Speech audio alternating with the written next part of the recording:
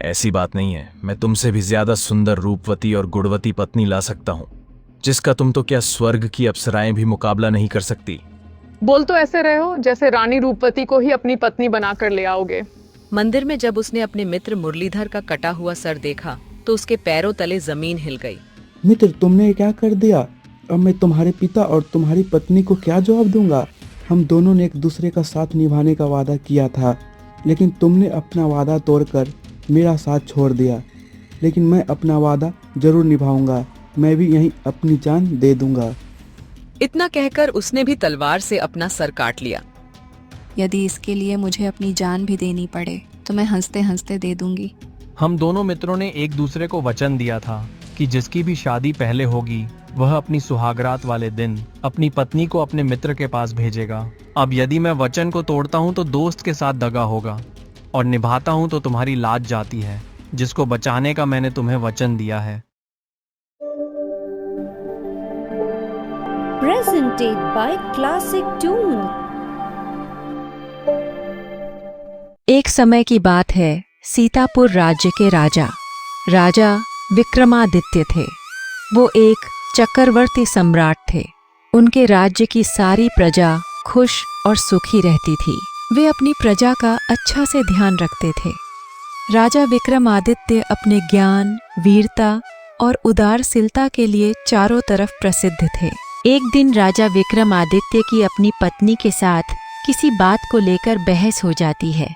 आप मुझसे झूठ का बहस कर रहे हो। यदि मैं रूठ गई तो मेरे जैसी सुंदर, रूपवती और गुणवती दूसरी रानी आपको नहीं मिलेगी। ऐसी बात नहीं है, मैं तुमसे भी ज्यादा सुंदर, रूपवती और गुणवती पत्नी ला सकता हूँ, जिसका तुम तो क्या स्वर्ग की अप्सराएं भी मुकाबला नहीं कर सकती।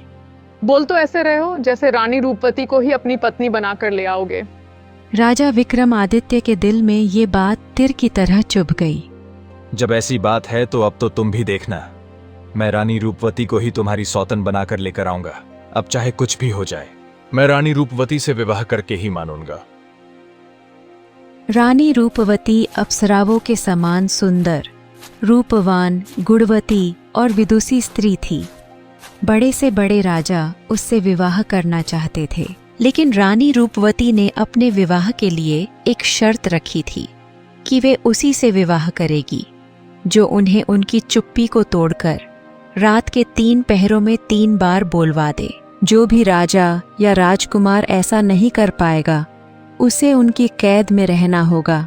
अब तक 108 राजा व राजकुमार अपना भाग्य आजमा चुके थे, लेकिन उनमें से एक भी राजा या राजकुमार 3 बार तो क्या उन्हें एक बार भी नहीं बुलवा सके थे।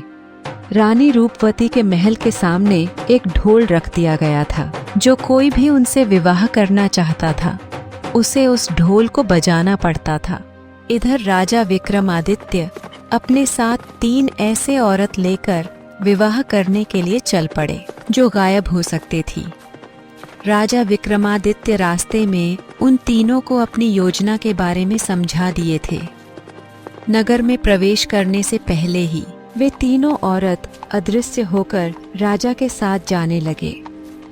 शाम होने से पहले ही वे रानी रूपवती के महल के सामने पहुंच गए। वहां पहुंचकर उन्होंने वो ढोल बजा दिया।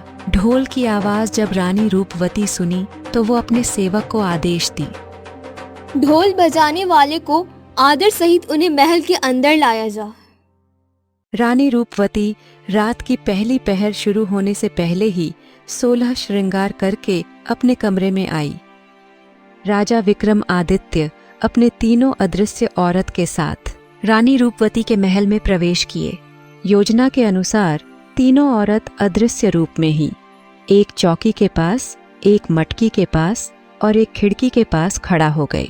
राजा विक्रमादित्य रानी रूपवती से बात करने की बहुत कोशिश की, लेकिन रानी रूपवती कुछ नहीं बोली। वे राजा विक्रमादित्य के सामने एक पत्थर की मूर्ति के समान खड़ित हो गई। तब राजा विक्रमादित्य चौकी की तरफ देखते हुए कहा, अरे बहन चौकी, रानी रूपवती तो कुछ बोलेगी नहीं, इसीलिए अब तुम ही कुछ कहो जिससे रात का एक पहर तो कटे। तब चौकी के पास खड़ी थी एक औरत बोली, अरे राजा विक्रमादित्य, आप कहाँ आकर फंस गए? रानी रूपवती को तो कोई एक बार भी नहीं बुलवा सका, लेकिन कोई बात नहीं, समय काटने के लिए मैं आपको एक कहानी सुनाती हूँ।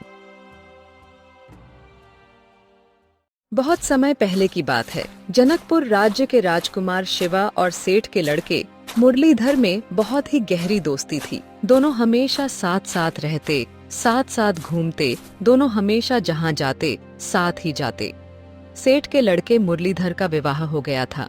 उसकी पत्नी अभी अपने मायके में ही थी। एक दिन सेठ अपने लड़के से कहा, बेटा, अब बहू को उसके मायके से लाने का समय हो गया है, इसलिए अपने ससुराल जाकर तुम अपनी पत्नी को ले आओ।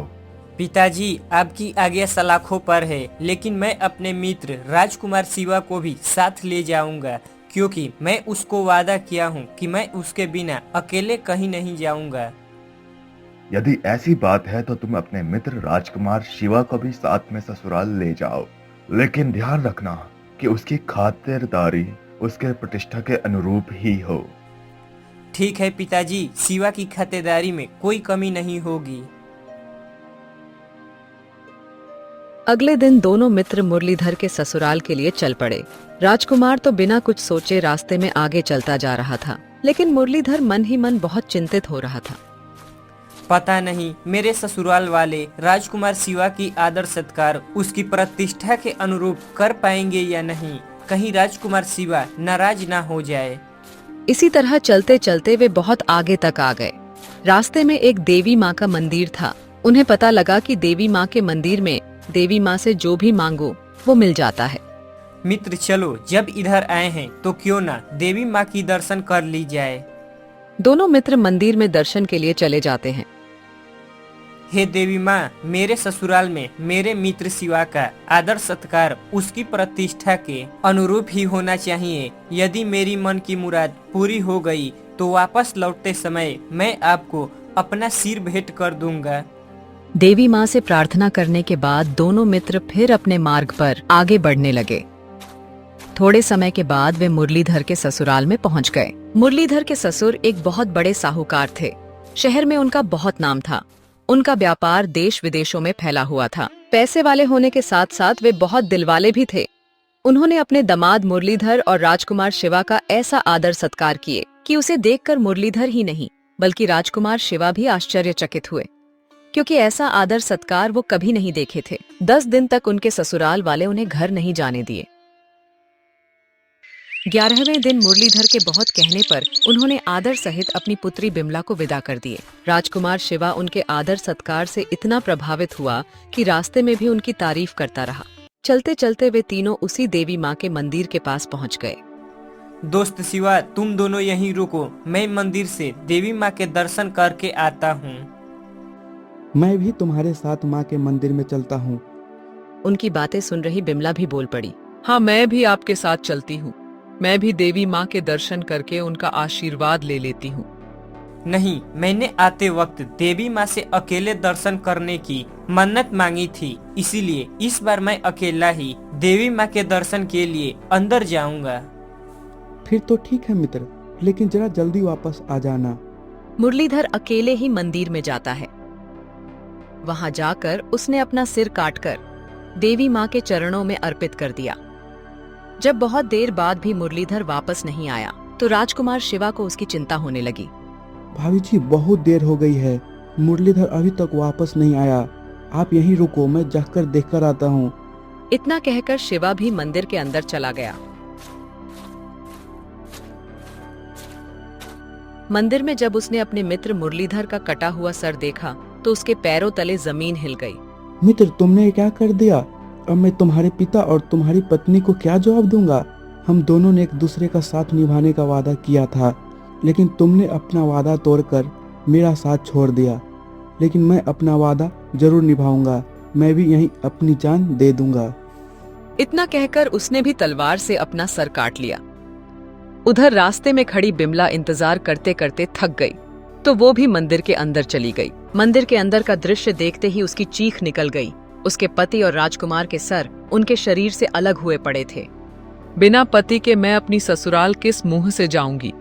लोग क्या कहेंगे? सब मुझे कुलछनी कहेंगे। अब मैं भी अपने प्राण यही त्याग दूंगी। इतना कहकर उसने जमीन पर पड़ी तलवार को उठाए और अपना सर काटने लगी। तभी देवी माँ ने प्रकट होकर उसे रोक ली। तब बिमला ने कही, हे देवी माँ, मेरे पति और उनके मित्र की बलि तो आप ले ही चुकी हैं। आपने इन दोनों को तो अपना बलिदान करने से नहीं रोका, तो अब मुझे क्यों रोक रही हो? अब आप मेरी भी बलि ले लीजिए। वैसे भी अपने पति के बिना मैं भी जीवित रहकर क्या करूंगी? मैं तुम्हारी पति की भक्ति, राजकुमार शिवा की दोस्ती और तुम्हारे अपने पति के प्रति निष्ठा और प्रेम से बहुत प्रसन्न हूँ। इसलिए मैं तुम्हारे पति और राजकुमार शिवा दोनों को जीवन दान देना चाहती हूँ। तुम ऐसा करो, दोनों के शीश उनके शरीर के ऊपर रख दो, मैं उन्हें पुनः जीवित कर दूंगी। बिमला ने जल्दी से उन दोनों के सर उठाई और उनके शरीर के ऊपर रख दी। देवी माँ के आशीर्वाद से दोनों जीवित हो गए। उनको जीवित करने के बाद देवी माँ अंतर्ध्यान हो गई, लेकिन जल्दबाजी में बिमला से एक गड़बड़ हो गई। उसने मुरलीधर का सर राजकुमार शिवा के शरीर पर रख दिया था और मुरलीधर का सर राजकुमार शिवा के शरीर के ऊपर रख दिया था। अब वे दोनों विचार में पड़ गए कि बिमला किसकी पत्नी है, मुरलीधर के सिर वाले की या उसके शरीर वाले की। तो आप ही बताओ राजा की बिमला किसकी पत्नी हुई? बिमला तो मुरलीधर के शरीर वाले की पत्नी होगी। ये सुनते ही रानी रूपवती चौंक उठी और राजा विक्रमादित्य की तरफ गुस्से से देखते हुए बोली, वाह राजन वाह, क्या खूब न्याय है आपका। मैंने भी आपके न्याय के बारे में बहुत चर्चा सुनी थी, लेकिन आप तो एक छोटा सा न्याय भी नहीं कर पाए। बिमला मुरलीधर के सिर वाले की पत्नी होगी, क्योंकि सिर के बिना शरीर का कोई मोल नहीं होता, क्योंकि इंसान का सिर ही उसकी पहचान होती है, शरीर नहीं। रानी रूपवती के बोलते ही राजा विक्रमादित्य ने मुस्कुराते हुए रानी रूपवती से कहा, आप बिल्कुल सही कह रही हैं, आपने बिल्कुल सही न्याय किया है। बिमला सिर वाले की ही पत्नी होगी। बजारे ढोली एक बार ढोल। ढोली ने भी ढोल पर जोर से एक डंका बजा दिया, लेकिन अभी भी रात के 2 पहर बच्चे थे। रात के अभी तो 2 पहर बचे हैं।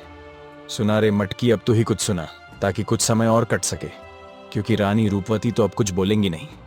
मटकी के पास खड़ी औरत बोली, मैं भी समय बिताने के लिए आपको एक कहानी सुनाती हूँ, आप हुंकारी देते रहना। उज्जैन नगर में 2 मित्र रहते थे, माधव और श्याम। दोनों ही बचपन से पक्के दोस्त थे। साथ साथ खाते पीते, सोते जगते, उठते बैठते। एक दिन दोनों एक दूसरे को वचन देते हैं कि जिसकी भी शादी पहले होगी वह अपनी सुहाग रात वाले दिन अपनी पत्नी को दूसरे के पास भेजेगा। धीरे धीरे समय बीता और माधव का विवाह एक सुशील, गुणवती और सुंदर कन्या मोहिनी से हो गई। सुहाग रात वाले दिन माधव बड़ी चिंता के साथ अपनी पत्नी के सामने बैठा था। मोहिनी ने जब अपने पति को ऐसे उदास बैठे देखी तो वो समझ गई कि उसके पति के मन में कोई बात है जिससे वो परेशान है। क्या बात है नाथ, क्या आप मुझसे नाराज हैं या मैं आपको पसंद नहीं? ऐसी कोई बात नहीं है। तो क्या मेरे माता पिता ने कोई कमी रखती है? नहीं भाग्यवान, ऐसी कोई बात नहीं है। तो फिर क्या बात है जो आप मुझे बताने में संकोच कर रहे हैं? आप तो मेरे परमेश्वर है और मेरा सर्वस्व आपका है।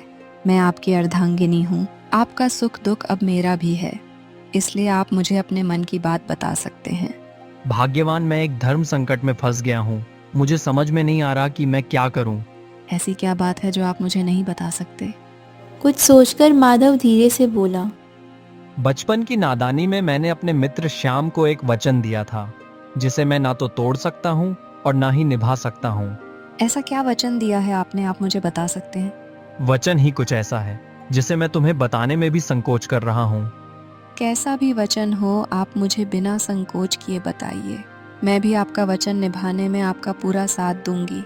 यदि इसके लिए मुझे अपनी जान भी देनी पड़े तो मैं हंसते हंसते दे दूंगी। हम दोनों मित्रों ने एक दूसरे को वचन दिया था कि जिसकी भी शादी पहले होगी वह अपनी सुहागरात वाले दिन अपनी पत्नी को अपने मित्र के पास भेजेगा। अब यदि मैं वचन को तोड़ता हूँ तो दोस्त के साथ दगा होगा, और निभाता हूँ तो तुम्हारी लाज जाती है, जिसको बचाने का मैंने तुम्हें वचन दिया है। हे नाथ, आप किसी बात की चिंता मत कीजिए, आप बस मुझे आज्ञा दीजिए। मैं आपका वचन भी निभा लूंगी और अपना धर्म भी बचा लूंगी। अपनी पत्नी मोहिनी की बात से माधव के मन का बोझ कुछ हल्का हुआ और उसने मोहिनी को श्याम के पास जाने की आज्ञा दे दी।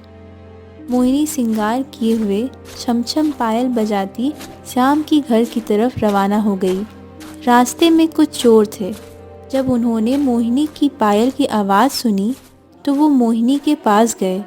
उन्होंने मोहिनी को इतने गहने पहने देखा तो उन्होंने लूटने के इरादे से मोहिनी को रोक लिया। रुको, चुपचाप अपने सारे गहने उतार कर हमें दे दो, नहीं तो हम तुम्हारी हत्या करके सारे जेवर ले लेंगे। कृपा करके अभी मुझे छोड़ दीजिए।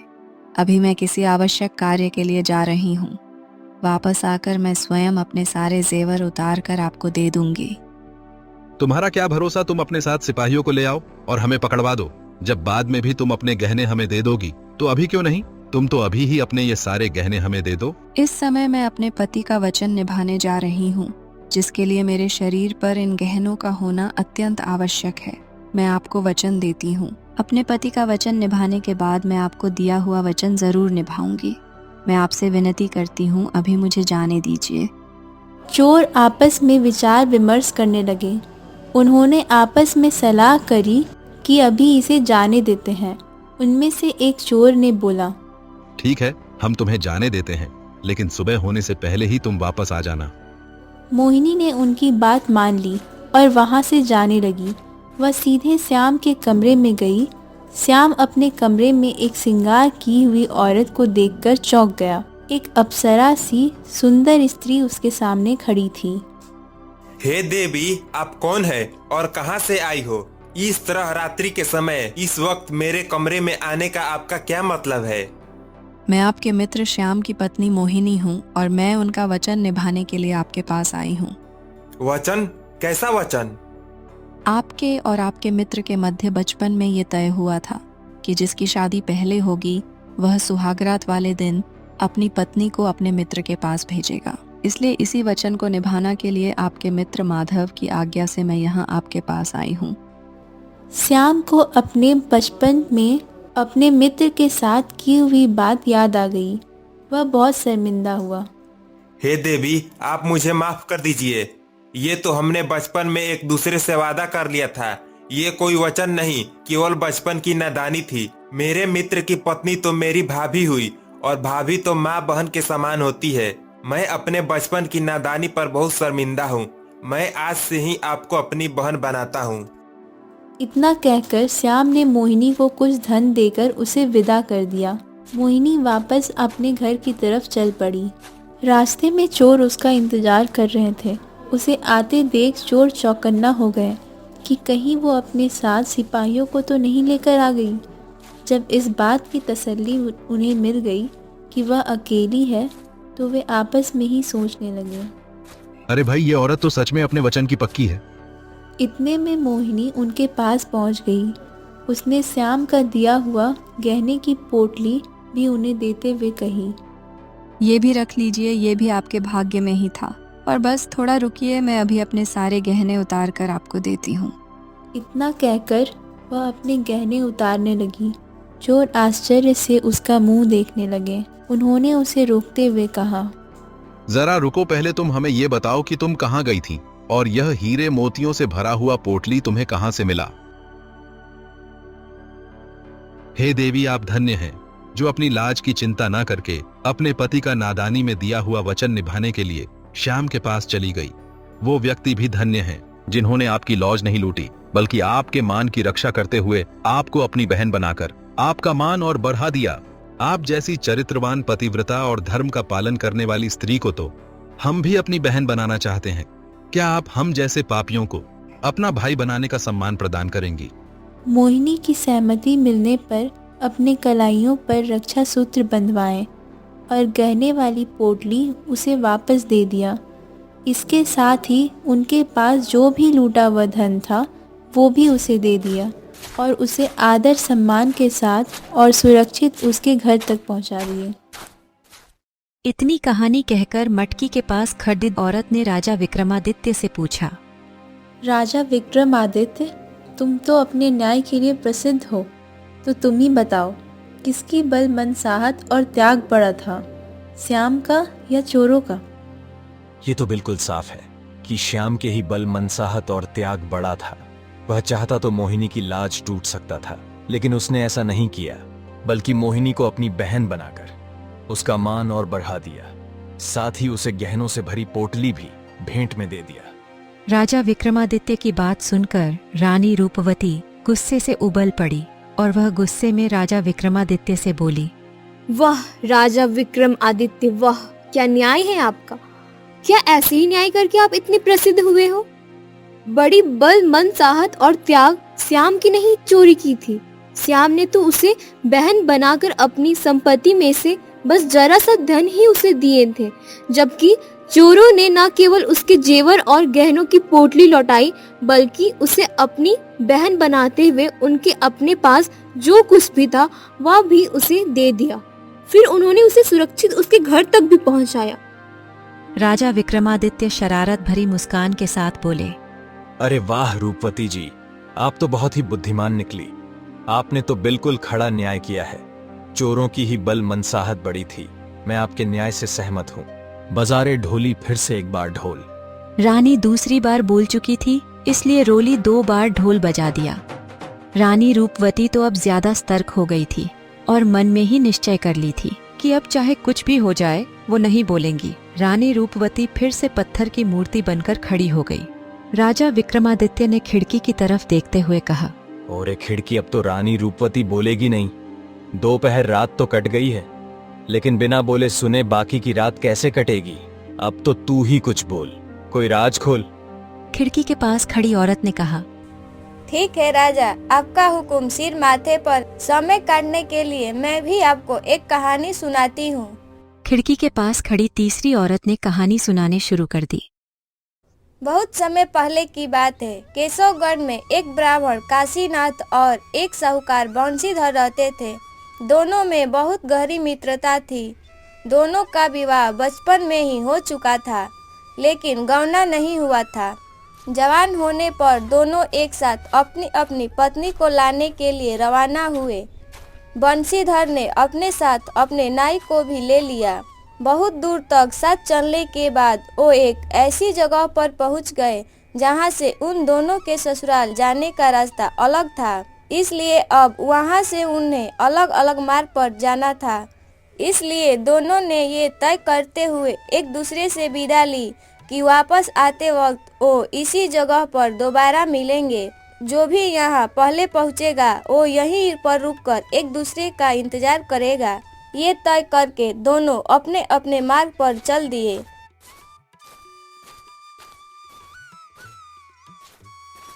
कुछ समय बाद बंशीधर अपने नाई के साथ अपने ससुराल पहुंच गया। बंशीधर के साथ नाई को भी साथ देखकर एक बुढ़िया बोली, अरे छोरियों, जमाई जी के साथ गांव का नाई भी आया है। उसकी बहुत अच्छे से खातिरदारी करना, कहीं कोई कमी न रह जाए, नहीं तो वह अपने गांव जाकर हमारे और हमारी बेटी के बारे में उल्टी सीधी बातें करेगा। अच्छी खातिर की तो ये अपने गांव में हमारे बारे में अच्छी अच्छी बातें करेगा और हमारी तारीफ भी करेगा, जिससे हमारी बेटी का मान उसके ससुराल में बढ़ जाएगा। बस फिर क्या था, सभी लोगों ने नाई की खातिरदारी अच्छे से की। कोई भी अपने जमाई बंशीधर को पूछे या न पूछे, लेकिन नाई को हर कोई पूछता। हर काम में पहले नाई की पूछ होने लगी। ये देखकर बंशीधर तो मायूस होकर मन ही मन बहुत चिढ़ा, लेकिन नाई अपनी मूंछों पर ताव देता हुआ अपनी और ज्यादा खातिरदारी करवाता। 3-4 दिन बाद बंशीधर के ससुराल वालों ने अपनी बेटी को उसके साथ विदा कर दिया। उन्होंने उनके साथ एक घोड़ा गाड़ी पर बहुत सारा धन और सामान भी दिया। तीनों अपने घर के लिए रवाना हो गए। रास्ते में नाई अपनी खातिरदारी का खूब तारीफ करते जा रहा था। उसके ससुराल वालों ने तो अपने जमाई से भी ज्यादा खातिरदारी मेरी की है। लगता है बंशीधर से ज्यादा सुंदर मैं ही था। उसकी बात सुनकर बंशीधर के मन में चिड़चिड़ापन और गुस्सा बढ़ता जा रहा था, लेकिन नाई तो था कि चुप होने का नाम ही नहीं ले रहा था। उसके मुंह से उसके मनुहार और खातिर की बात सुनकर वह इतना गुस्सा हो गया कि उसने अपनी पत्नी और नाई को बीच रास्ते में छोड़ दिया और खुद अकेला ही अपने घर की तरफ निकल पड़ा। उसके जाने के बाद नाई ने भी अपने गांव की राह पकड़ ली। पति द्वारा बीच रास्ते में छोड़े जाने पर कमला भी क्या करती। वह भी दुखी मन से वापस अपने मायके के लिए चल दी। लेकिन रास्ता भटक कर वह किसी अन्य नगर में पहुंच गई। नगर में घुसते ही एक मालिन का घर था। कमला ने उसे कुछ धन दिया और कुछ दिनों तक उसके साथ रहने के लिए उसे मना लिया। अब कमला मालिन के साथ उसके घर पर ही रहने लगी। मालिन बगीचे से फूल तोड़कर उनकी माला और गुलदस्ते बनाकर राजा भानु प्रताप के महल में पहुंचाया करती थी। कमला भी इस काम में उसकी मदद करने लगी। मालिन बगीचे से फूल चुनकर लाती और कमला उनसे बहुत ही सुंदर सुंदर और अलग तरह की मालाएं और गुलदस्ते बना देती, जिन्हें मालिन राजमहल तक पहुंचा देती। रोज नए तरह के सुंदर और मनमोहन गुलदस्ते देखकर एक दिन राजा मालिन से पूछा, आजकल तुम बहुत सुंदर और मनमोहन कारीगरी के गुलदस्ते और मलाए बना बना कर लाती हो। इतनी सुंदर कारीगरी तो तुम नहीं कर सकती। सच सच बताना, ये मालाएं और गुलदस्ते कौन बनाता है? महाराज, मेरे घर पर कुछ दिनों से एक औरत आकर रुकी हुई है। वह बहुत ही गुणवान और अच्छी कारीगर है। वही रोज इतने सुंदर गुलदस्ते और मालाएं बनाती है। तुम कल उस स्त्री को मेरे सामने हाजिर करो।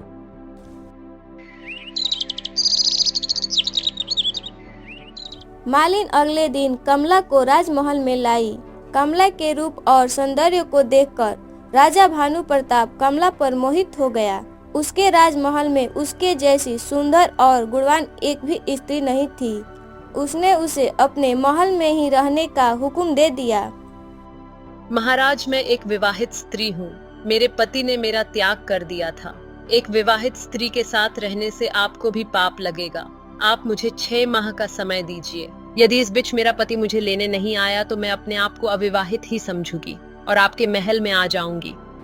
ये सुनकर राजा भानु प्रताप ने उसे 6 माह का समय दे दिया, लेकिन उसे नगर के बाहर एक एकांत महल में रख दिया। कमला रोज महल के दरवाजे से मार्ग पर देखते रहती कि कभी कोई भूल से ही उसके मायके या ससुराल से उस ओर आ जाए। इधर बंशीधर अपने पत्नी का परित्याग करके उसी जगह पहुंच गया जहां उसने काशीनाथ से मिलने का वादा किया था। काशीनाथ उससे पहले ही वहां पहुंच चुका था और अपनी पत्नी गौरी के साथ उसका इंतजार कर रहा था। जब उसने बंशीधर को अकेले ही आता देखा तो वो पूछा, अरे मित्र, तुम अकेले कैसे चले आ रहे हो? मेरी भाभी को कहाँ छोड़ आए? क्या मेरी भाभी ने तुम्हारे साथ आने से मना कर दिया? तब बंशीधर ने काशीनाथ को सारी घटना विस्तार से बताई। तब काशीनाथ ने उसे धिक्कारते हुए बोला, धिक्कार है मित्र, किसी और के अपराध का दंड तुमने अपनी निर्दोष पत्नी को दे दिया। यदि उसके घर वालों ने तुम्हारी नाई की खातिर तुमसे ज्यादा कर दी तो इसमें भाभी का क्या दोष था? इतनी सी बात पर कोई अपनी पत्नी को छोड़ देता है? मेरी राय में तो हमें वापस चलकर भाभी को ले आना चाहिए। बंशीधर ने काशीनाथ की बात मान ली। काशीनाथ ने अपनी पत्नी गौरी को पास ही एक गांव में ठहरा दिया और स्वयं बंशीधर के साथ उसकी पत्नी कमला को लाने के लिए निकल पड़ा। बंशीधर ने अपनी ससुराल में लोगों से पता किया तो उसे मालूम हुआ कि उसकी पत्नी अपने मायके नहीं पहुंची थी। इसलिए वह काशीनाथ के साथ कमला की तलाश में निकल पड़ा। कमला को ढूंढते ढूंढते वे दोनों भी उसी नगर में पहुंच गए। कमला ने महल के दरवाजे से उन्हें आते देखी तो उसने अपने पति को पहचान लिया और महल के सेवकों से कहकर उन्हें महल में बुला लिया। महल में पहुंचने पर काशीनाथ ने कमला को अपना परिचय दिया और कहा, भाभी, मेरे मित्र से गुस्से में आपको छोड़ने का अपराध हो गया। वह अपनी करनी पर शर्मिंदा है। अब आप भी बीती बातों को भूल जाओ और हमारे साथ अपने घर चलो। बंशीधर ने भी कमला से माफी मांगी और उसे अपने साथ घर चलने के लिए कहा। तब कमला ने उन दोनों को अपने साथ घटी सारी बातें विस्तार से बताई। पहले हम दोनों को राजा के सामने जाकर उनसे आज्ञा लेनी होगी। वे दोनों राजा के सामने गए। मेरे पति मुझे लेने के लिए आ गए हैं, इसलिए कृपया अब आप हमें जाने की इजाजत दे दीजिए। राजा भानु प्रताप ने भी अपने वचन का पालन करते हुए कमला को अपने पति के साथ जाने की अनुमति दे दी। वे तीनों वहां से निकल पड़े और सभी अपने गांव आकर खुशी खुशी रहने लगे। कहानी सुनाने के बाद खिड़की के पास खड़ी औरत बोली, हे राजा विक्रमादित्य, मैंने आपके न्याय की चर्चा बहुत सुनी है। अब आप ही बताएं कि वंशीधर और कमला में से कौन ज्यादा महान था। इसमें पूछना क्या है? ये तो बिल्कुल साफ है कि महानता तो बंशीधर की थी, जिसने अपनी त्यागी हुई पत्नी को दोबारा अपना लिया। इस बार रानी रूपवती एकदम चुप थी। इस पर राजा विक्रमादित्य बोले, अरे इस बार रानी रूपवती बिल्कुल चुप ही रही। लगता है इस बार मैंने सही न्याय किया है। ये सुनकर रानी रूपवती के तन बदन में आग लग गई। उसे चुप न रहा गया। वाह राजन, क्या खूब न्याय किया है आपने। आपकी तो जय जयकार होनी चाहिए। आप तो बड़े न्याय प्रिय बनते हो। शर्मिंदगी है तुम्हारे न्याय पर। पता नहीं तुम्हारा न्याय इतना प्रसिद्ध कैसे हो गया। तुमको तो न्याय करना ही नहीं आता।